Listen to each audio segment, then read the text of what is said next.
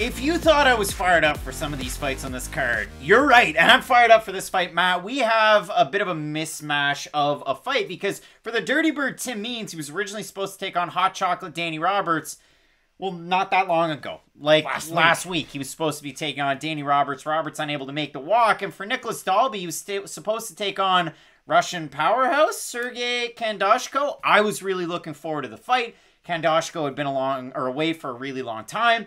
It should have been a good fight. Now these two guys get paired up, and it's weird because for Nicolas Dalby, I could kind of play a little bit of a game. I could play the same game that the UFC decided to play with Timur Valiev his last time. It's a dirty game. For Nicolas Dalby, well, his last loss was a split decision for the Cage Warriors title against Carlo Pedersoli back at Cage Warriors 93 in 2018. And since then, he's beaten Robert Allegretti. He's beaten Philip Mulpeter. He's beaten Alex Lahore. He's beaten Alex Oliveira. He's beaten Daniel Rodriguez. And he has 2 no contests. The first one was one of the craziest fights you're ever going to see in your entire life against Bellator's Ross Houston. I don't know the status of Bellator Europe. They catch a lot of flack for it on Twitter. But it's an amazing fight where they don't actually use a canvas. They use, like, what is it? Like a vinyl type material. Almost. Ultimately, it was ended because there was too much blood. So, again, for that one, makes sense as a no contest. It was a really close fight. But he also has a no contest against Canada's Jesse Ronson from back in 2020. First round loss due to a rear naked choke. Now, if we look at the odds for that fight, it's always fun to play this game. Wow. He was a minus 315 favorite. Ronson won a performance bonus. Ultimately overturned to a no contest. Jesse Ronson serving USADA suspension for that one. So really, Nicolas Dalby didn't lose, but yeah, he lost in emphatic fashion in the first round. So when you go back and you watch his next fight, it was back in November last year. He was a plus 265 underdog against my guy, D-Rod, Daniel Rodriguez. And in that fight, Rodriguez pushed the pace. He landed the strikes. He fought a really good fight. And Nicolas Dalby won the fight. And again, you can go back and watch it. We can argue till the cows come home. But the fact is, Dalby won the fight by getting outstruck 83-50 in terms of significant strikes, 105-58 in terms of total strikes. I was so surprised by that decision. I wanted to throw my keyboard through the TV, but I digress. Nicolas Dalby is on a win streak, if you want to consider it that way. The Dirty Bird's 3-2 in his last 5, and he was getting ready for a fight against a primary striker in Danny Roberts. This fight is really interesting. Full transparency, I thought Tim Means could beat the brakes off Danny Roberts last weekend because, stylistically, Danny Roberts does a lot of the things Tim Means does. It's just, I thought Tim Means does those things slightly better. And this fight, I don't look at this fight as being like, wow, Tim Means has to get ready for this completely different opponent. Like, Tim Means' game plan can pretty much be the exact same for this fight as it would have been last weekend. You still need to box, you still need to be very heavy with your volume, have good takedown defense, and it's weird because I'll get this out of the way right now.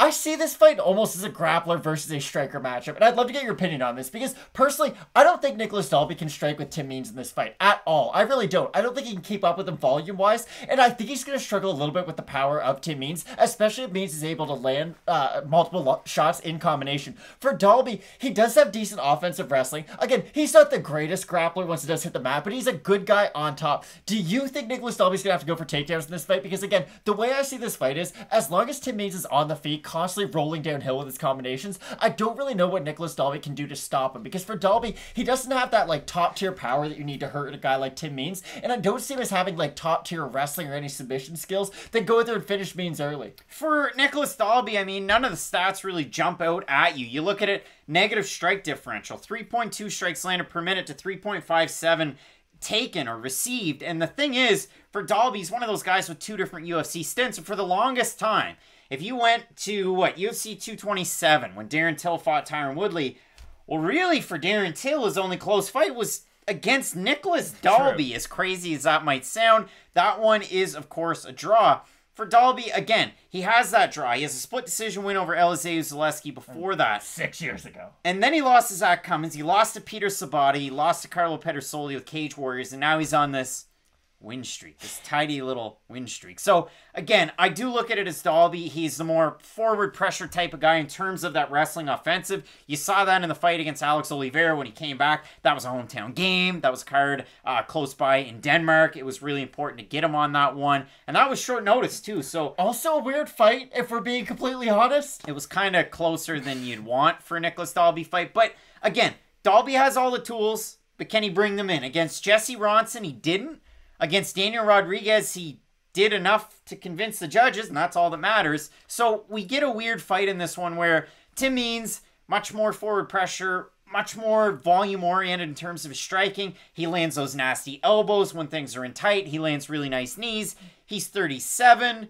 Nicolas Dalby's actually 36. And that's a really weird thing. That's what I was actually going to say. It feels like a lot of the times when we do talk about Tim Means, it's not like we talk bad about his skills or anything. It's just like, okay, this guy who was, like Tim Means for the longest part of his career was one of those guys who was really, really good for an unranked fighter and would beat most unranked guys. But we did fight ranked guys, he would struggle against them. Now he's in this weird, like, they seem to be giving him prospects and they don't really know who to match Tim Means up with at this stage of his career because I feel like at 37, he's still oddly competitive for how old he is at this weight class. And the thing I will say is, Nicolas Dalby coming in at 36, this is going to be one of those few fights where age isn't going to be a big factor. And honestly, I look at Tim Means as the younger fighter in this fight. And I know he's got 12 losses. He's got knockout losses on his record too. It's just, Nicolas Dalby does not absorb damage well. He cuts very easily. His face reddens very, like he's in that Alexis Davis conversation of like, when he gets hit once, his face puffs up. If you're fighting a power puncher, you might only get hit 7 times around, let's say. And if none of those single 7 punches put you down, then the damage won't really matter. When Tim Means beats guys, he's throwing 110 strikes, 115 strikes. Like, he's really throwing a lot of accumulation. And if you are a guy who marks up easy, who cuts easy, against Tim Means, those are qualities you want to have. I think this is just a tough fight from that perspective for Nicolas Dalby. Now, if you want to spin the MMA wheel of fortune, Tim Means lost to Daniel Rodriguez. Nicolas Dalby beat Daniel Rodriguez. MMA math, Dalby wins this fight. But when I look at this one, the odds, Dalby opened a plus 170 underdog. He's a plus 115 right now. For Tim Means, open a minus 200. He's a minus 143. Means was getting ready for somewhat of a similar opponent, Danny Roberts. And for Nicolas Dalby, Kandashko can strike. Like, it is a matchup that makes sense on paper. The one thing that concerns me if you're hot and heavy on Tim Means is the fact that you're in the weight cutting process. You got to stop it.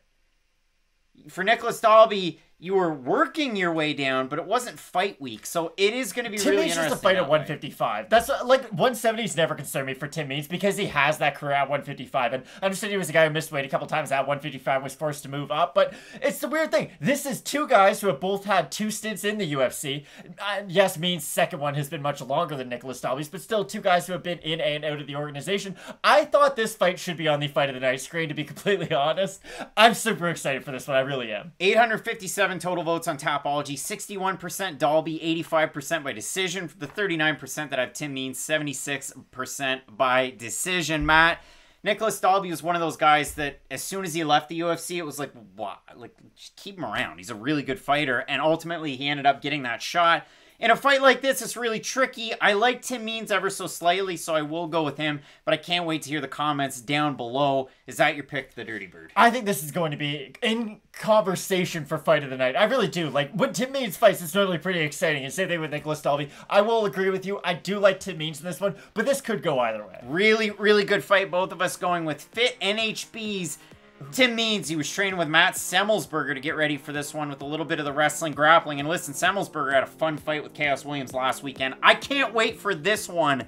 But we've got big fights on this main card. You're not going to want to miss any of the videos, so keep locked in with Fight Night Picks. As we always say, let's get into it.